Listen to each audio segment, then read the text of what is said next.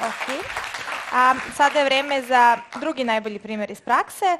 Predstavit će nam se dobro poznato lice od jutros, Dan Denison, i on će pričati na temu Organizational Change, a Case Study. Come on, Dan, the stage is yours. Okay.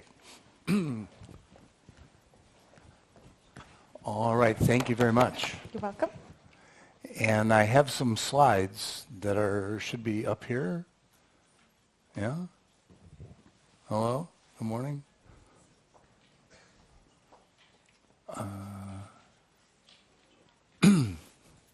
Yeah, very good. You just sort of, bow in this direction and the slides pop up. It's great. Thank you so much. I want to, I'm the only thing standing between you and lunch here, so I better move quickly. But I want to take about a half an hour and give you an example of some of the case studies and continue with the discussion that we've had earlier. No, wait a second. This is the wrong presentation. You already saw this one. Okay, so maybe we'll find the part that's new in here.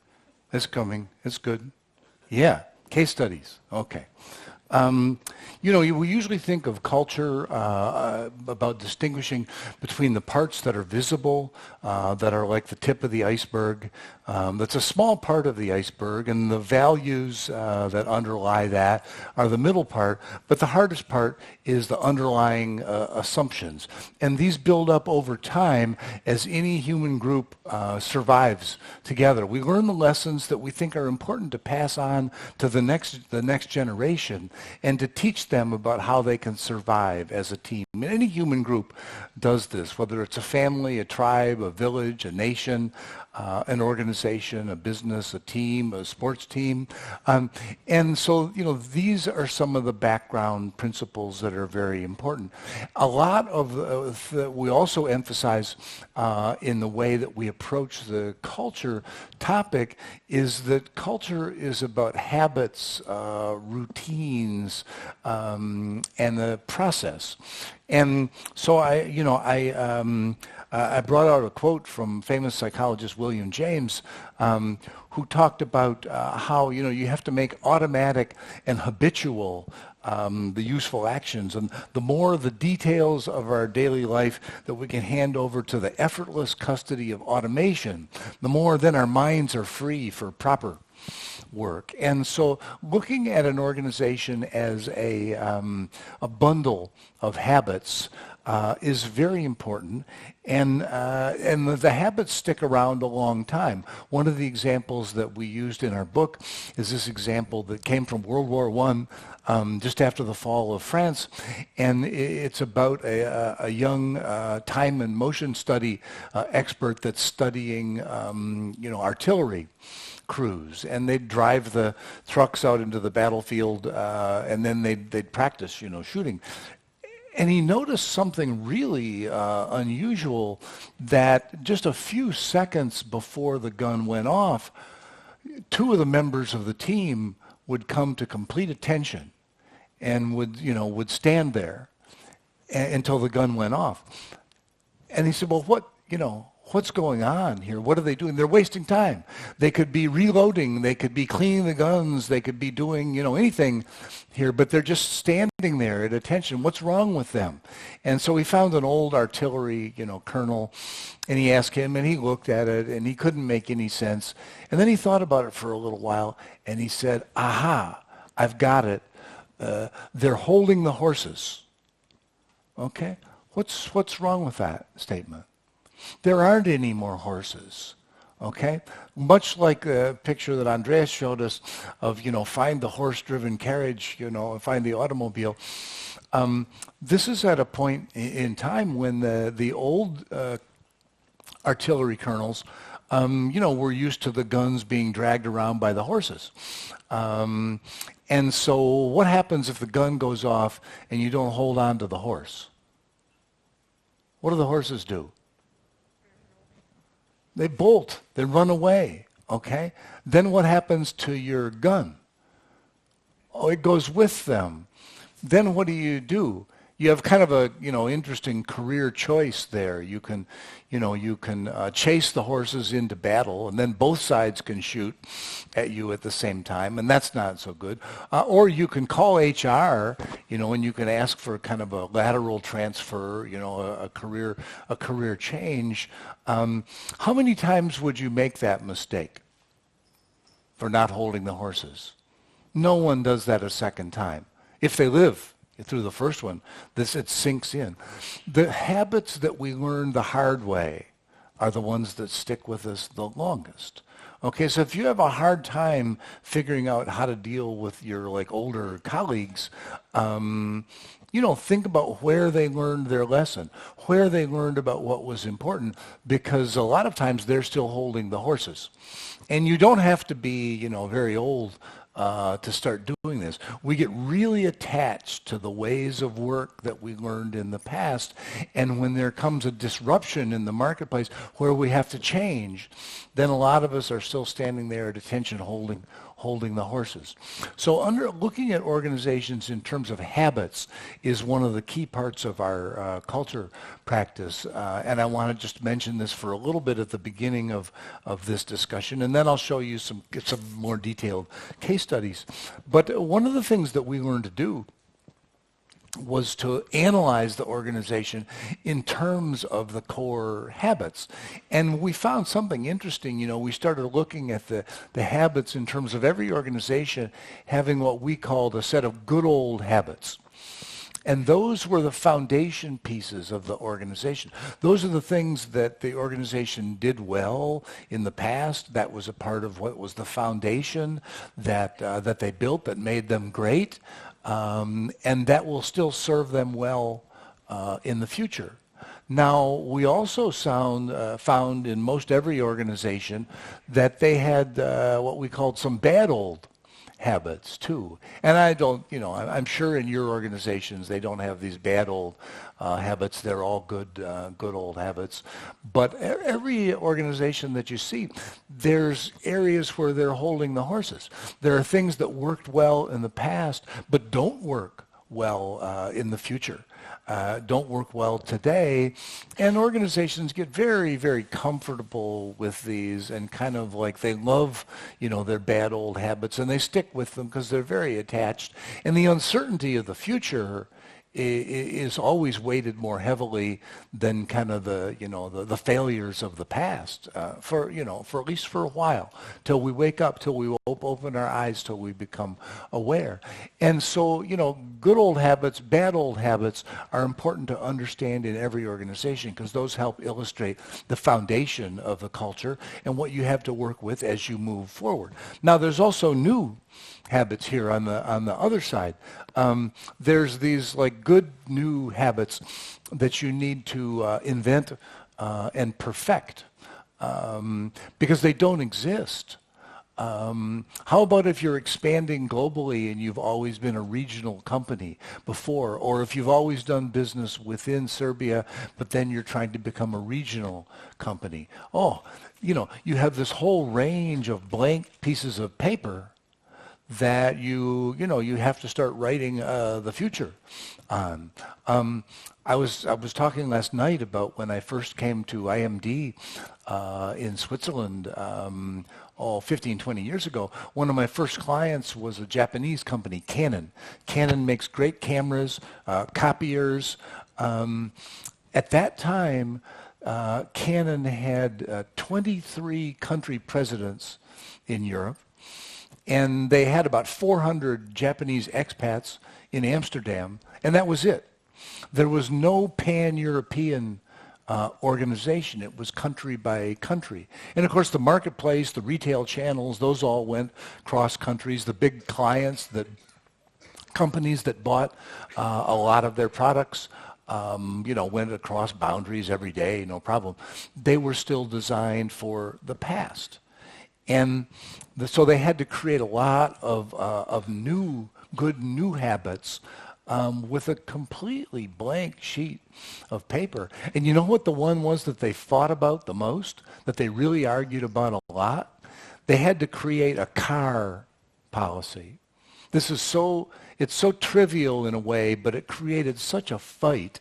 It's amazing because, they would look at a rational car policy of if you're like an executive or you hit your sales targets, you get a Mercedes, and maybe you get an Audi, or maybe you get a Renault or Citroën, or maybe you get a Fiat. Okay, and to try to give a German a Renault for their company car was just, and my God, if you gave someone new in their career a Fiat, what would they do? Well, they'd leave. Okay, and it was really interesting because they tried to sketch all of this out in rational terms by tier, by the cost, by the needs. And eventually they realized that people's kind of national values about what car they want. And this was one thing where they were really all willing to just, fight for, it took about 6 months of disruption in this before they said, no, we have to back up. So you are always, when you're facing the future, you always have to create a set of good new habits that you have to invent with a clean sheet of paper, and you have to perfect. You don't get them right the first time. And so then we sort of created this category that said, well, there's bad new habits too. And what happens when you create a new response, a new set of habits, a new set of processes and routines in response to a new situation that you encounter, and then it doesn't work. And a lot of times, executives will kind of scratch their heads about this, and they'll have a little trouble with this bad new habit idea. And so I always ask them, have any of you done SAP implementations? And they all raise their hand, And then you say, well, how many of you got it right the first time? All the hands come back down because no one gets it. How many of your organizations have done SAP implementations or enterprise software implementations? None of you? Okay, yeah. Did you get it right the first time? No. You don't get it right the first time. The only person that ever says, yeah, we got it right the first time is the person that's been the project leader. And then when you ask them, you find out usually actually they're the third project leader because the first two failed. So this set of habits and the way of looking at an organization as a bundle of habits is really central to the approach that we use to understand not only the diagnostic numbers, but also what people are really attached to, what they see in terms of tradition. Because that's what often keeps us in the past rather than in the future. And the complexity of creating a culture that's going to help us cope with a future we haven't met yet, we haven't realized yet, is a very complicated thing. It takes some time. It takes some real attention. You can't do a simple version of that. And you need to pick the habit. If you change one core habit, that'll have a lot of other impacts. So I also want to give you an example of how we work with a company, and then give you 2 or 3 more examples. I have as many examples as we have time today, and lots of time to talk more at lunchtime and through the afternoon if you have other questions. But we always look at the engagement with an organization as starting out with discovery, because you need to understand how does the culture of the organization impact the performance of the business?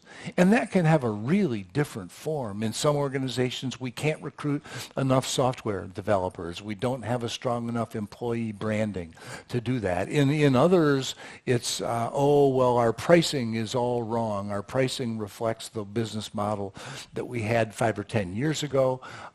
There's always a deep discussion in this. And if you start into a work with a client where they say, we've heard you have this great survey that can help us assess our culture. Okay, they do that, they get that. Then the question is, what do we do after we get the results?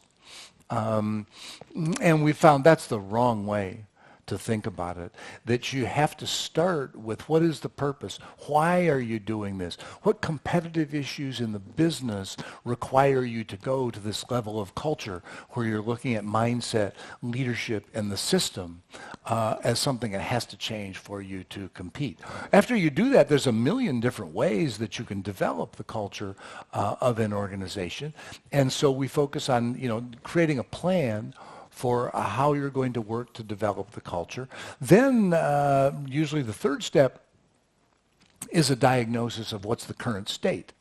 That's when you do an assessment. That's when you do the a culture survey, or you do a set of interviews, focus groups, pulse, observation, any kind of diagnostic work. And then we look at the next step as what we call honest conversations, where you're trying to create a common understanding of all of the diagnostic results that you've created. And it's that discussion around the common understanding where you have a different kind of a discussion about the organization, the people, and the future than you've had before. A lot of organizations will say, yes, this had a huge impact on our organization. And you said, yes, thank you very much. Why? Well, they said, well, we talked about things about our team, our executive team, the organization, the future that we'd never talked about before because we didn't see the core of the people in the organization as being the central driver of the business. And from that comes action planning, the implementation process, and then tracking to make sure that the improvements you make are sustainable. So, I don't want to create the impression that you do an assessment and then you react to the assessment. You need to do that in the context of what problem are you trying to solve? What business issues are you trying to address as an organization? Okay, so Hungarian utility. Okay. Now we're on to another case study. And I wanted to present one that's from close to the region here. And this is an interesting one. And I'll show you 2 or 3 case studies here so that we can see how organizations go through this process. Over the past 5 or 10 years, increasing kind of centralization in Hungary has led to more and more control over the utility industry. They've consolidated the providers internally, and then they've done acquisitions of the multinational corporations that are also in the energy business. Gas and electricity are the 2 sectors that this organization's in. So they have a lot of issues with consolidation, and they have a series of mergers. They have a series of integration plans that they've done, and that's the context in which the project was done. What's how does this affect the business? Well, they've made the acquisitions that assume that scale and centralization is the solution. Now, how do they carry that integration out in a way that creates one organization that's incorporating all of the pieces of this? Their results showed big differences between the 2 organizations. And some commonalities too, but some pretty serious challenges and problems.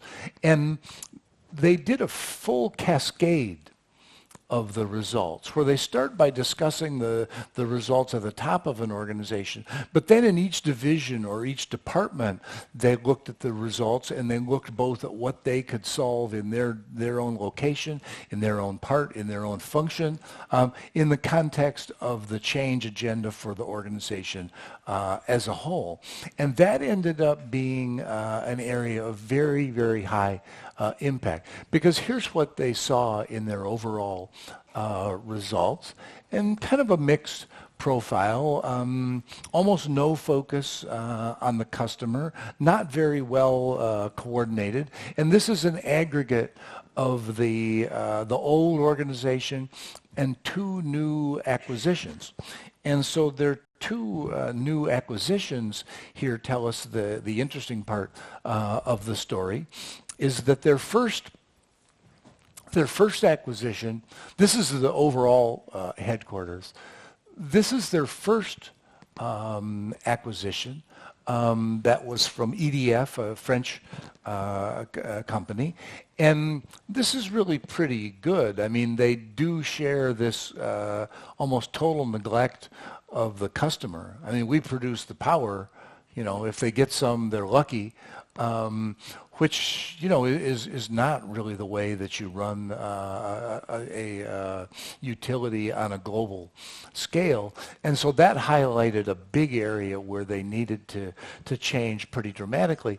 But in some ways, the more interesting one is the second acquisition that they did. These results here are the headquarters of each of these acquisitions, and these two are the network, the actual operating organization in the field serving customers. And well, this one had a 1 on customer focus, which is, I can't pronounce that in Hungarian. But that's as low as you can go, you know. I mean, there's only one way, and that's up. But in this, they confronted a pretty fundamental challenge, and that was their leadership. And their leadership was very old style, traditional, hierarchical, autocratic, punitive, not very visionary. And they knew that, and they saw that, pretty clearly at the core of their business problems. But they also, as they were discussing these results and trying to understand how the culture was influencing the business, what they found was that it was time for a change. And this helped them get through that period to bring in a new CEO, a new leader in this second company, and then to start rebuilding from there. The fact that they did a complete cascade in the organization, where everyone that responded to the survey, helped them generate the results, got to see the results, and got asked, what do you think, and how do you think we could improve? That process of a full cascade, top to bottom, in all of the organizations was the area that had the biggest impact. And, many organizations just love to collect the data, and then you sit in a nice headquarters office with a smart team of nice people, maybe even with a good lunch, and you look at the results and you say, aha, we should change this, we should change that, here's this, here's that. It's almost irresistible, but it doesn't really work, because you have to co-create the change process in every organization, and really survey data are actually not very good at helping give you the answer to the question. They're most useful for giving you the question, the good question to ask, to go deeper into the understanding of the organization with the data as the evidence that there's an issue here, there's a challenge. And it's funny because a lot of times if you're presenting these results to an organization, they'll almost start, attacking. I mean, if you were the leadership team of the organization and I showed you this, I'd start ducking because you'd be throwing fruit and tomatoes and, and heavy bricks here saying, well, these are, these results can't be true. And I would say, it's fine, you can fire away at me, but make sure that you're listening to your people. Because actually, I didn't go back into my office and generate all these results myself just to offend you here today. These are the voice of your own people. So grab onto that and listen, because that's what's going to help you move things forward. So this is a really interesting example. It still continues. We work with this utility with our Hungarian partner who has lots of experience in an established organizational change firm that we've contributed a lot to their practice with them using our diagnostic process. We do about 25% of the projects that we do are through our consulting partners around the world. And this is a great example from that. I want to show you one more. We've got just a few minutes here, and one that gives you a feel for some more of the detail that is involved in the project. Because this is a Finnish company that makes industrial elevators and cranes. And we did a project with them that was with the top 150 people in the organization. And this is the top 15. This is the executive team. And this is the rest of the top management team. It's a large organization with, I think, 6,000 or 7,000 people globally. And so this is the top. But there's two levels of this. And alignment, is essential to action. If you have a very different perspective at the top of the house and you have, another one in the upper middle management and you have a third one on the front line, you don't have a strategy. Strategy is what you implement, not what you plan. And so, using the method to understand strategic alignment across levels, across locations, across different functions and parts of an organization is a big part of the work that we do. And so this gives you, an interesting summary because in most areas, the top, the C-suite, has the stronger scores here. Yeah, there's a couple on creating change and organizational learning where actually the scores are stronger as you move down the organization. But there's so many areas where at the top of the organization, they see a totally different world. And we'll make sure this presentation is available to you, but this shows all of the different questions that we use in the survey. And so you see some big gaps here. Decisions are usually made at the level where the best information is available. Well, the executive team thinks, oh yeah, this is 84. The rest of the top 150 people in the organization think this is a 19. Is there something to talk about? Maybe an honest conversation about how you make decisions is well overdue in this. So that, highlighted it. And using the data sometimes I'll look at results in a survey with an organization here, and you look at the results and you say, yeah, these 6 people here that are at this level, and these, 7 people there that are in this function need to talk. They need to meet in the next 2 weeks, and here's the agenda. You can see that in that kind of level of detail sometimes when you look through the results. Cooperation. Cooperation across different parts of the organization is actively encouraged. Well, again, the executives think it's a 66. The rest of the team thinks it's a 13. If there's more than 10 or 20 points gap between two groups, it's real. You can feel it. You can smell it from a distance. You can sense it when you walk into the room. When you have 50, 60, 70, 80 points difference, you say, wow, I don't think we're even going to be able to get them all in the same room here because they're really resistant to this. They've created a culture where they're just very independent and they operate as kind of separate worlds. And, if you go through different parts of the organization share a common perspective, that's a coordination. That one's, again, is 80 points. And on the adaptability side, it's the other way around. The first item here, the way things are done is very flexible and easy to change. Now there, the executives are an 8, and the rest of the organization's a 44. The executives are at the top of the house thinking, my God, we've tried we can't get these guys to change. How do we mobilize so that they can create this change? So the results kind of go both ways here. We view failure as an opportunity for learning and improvement. That's this other one.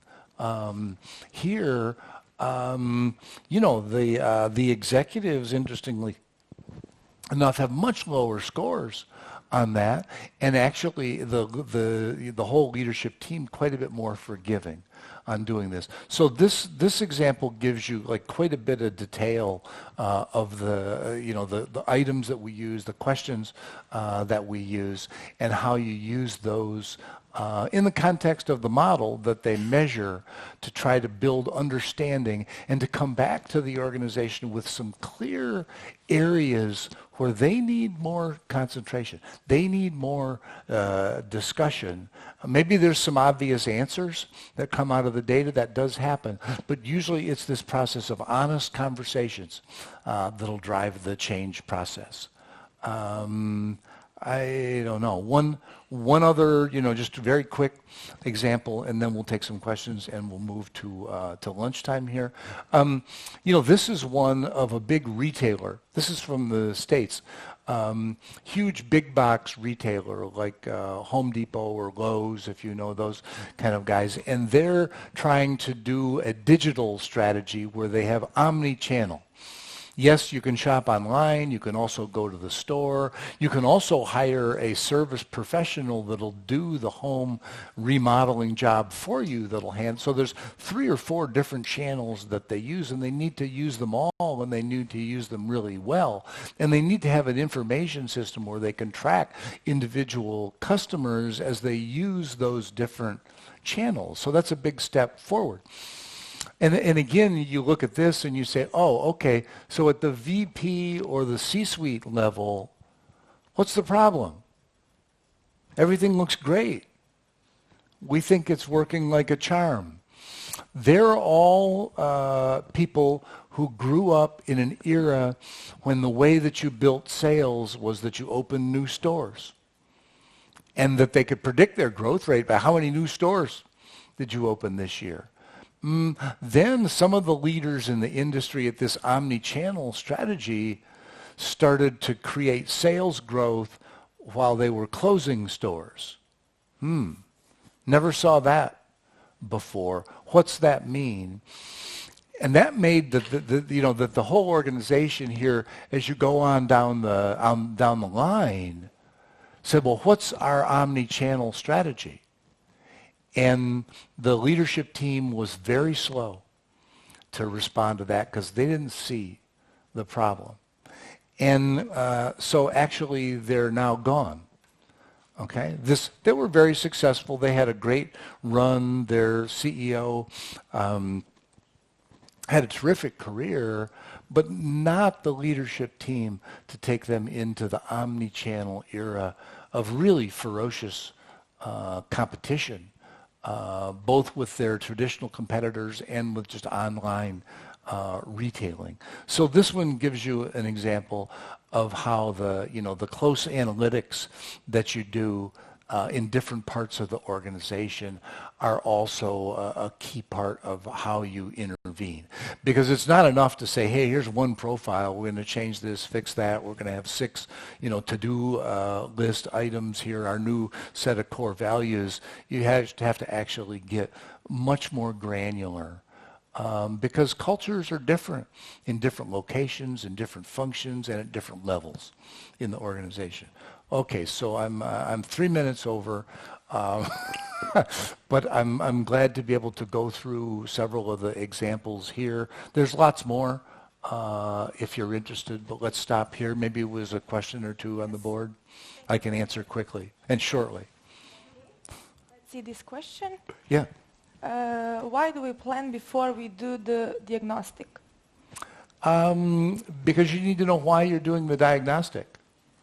From a business point of view for our consulting firm, if you want to just do a diagnostic and you don't know why, or what you're going to do with it, yeah, we'll do that for you.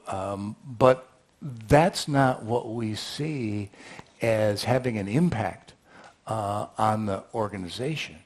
That's not what we see as creating the greatest value.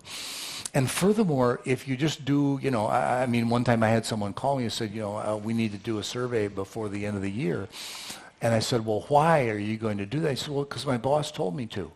And I said, no, why are you going to do that? And he's, what's wrong? Are you stupid? I mean, my boss told me to do it. So I march. And, we kept talking and talking. And really, he didn't understand why they were doing it. He didn't understand it as a point of change. And what's that mean to the people in the organization? What impact does it have on him? Well, it tends to make them more cynical, more critical, more skeptical about trying again to voice their concerns about how to change the organization. So a little sense of where you're going. It's like we want to take a holiday, let's just get in the car, And so I've taken some great holidays. Like, we'll drive around, we'll find someplace nice, It's a lot better holiday when you understand where you're going, why, and who wants to go to the beach versus the mountains. So planning the purpose and the direction always helps you get there. If you don't know where you're going, any path will do, but you might end up somewhere else. So yeah, planning as much as you can before you start is always a positive thing, and gets you out of the box of saying, well, what are we going to do after we get the results? Because one of the things that happens is, what if the results are something you don't want to see? Then you have part of the team, and maybe, my part of the organization and your part of the organization, we don't like the results so well. And so we say, well, there's a nice place down here underneath this, carpet where we can stuff these results here, and, maybe they'll go away, and maybe in 6 months, everybody will have forgotten about this and we can go back to normal. But you want to try to prevent that. And you want to try to meet the obligation to the people that generated the ideas and gave you their perspective to do something about it. Okay, thank you. Thank you, Dan. It was great to hear all these examples. Okay. Hvala i vama. Verujem da ste učestvovali u predavanjima i u case studijima. Ovo je tek prvi deo dana. Sada je vreme za naše izlagače i za ekspo zonu. A ručak je od 2:30 u Lisabon sali. Uživajte i vidimo se onda u sali HR Exchange na najvećem timskom coachingu u 3:30. Uživajte. Okay. Thank you.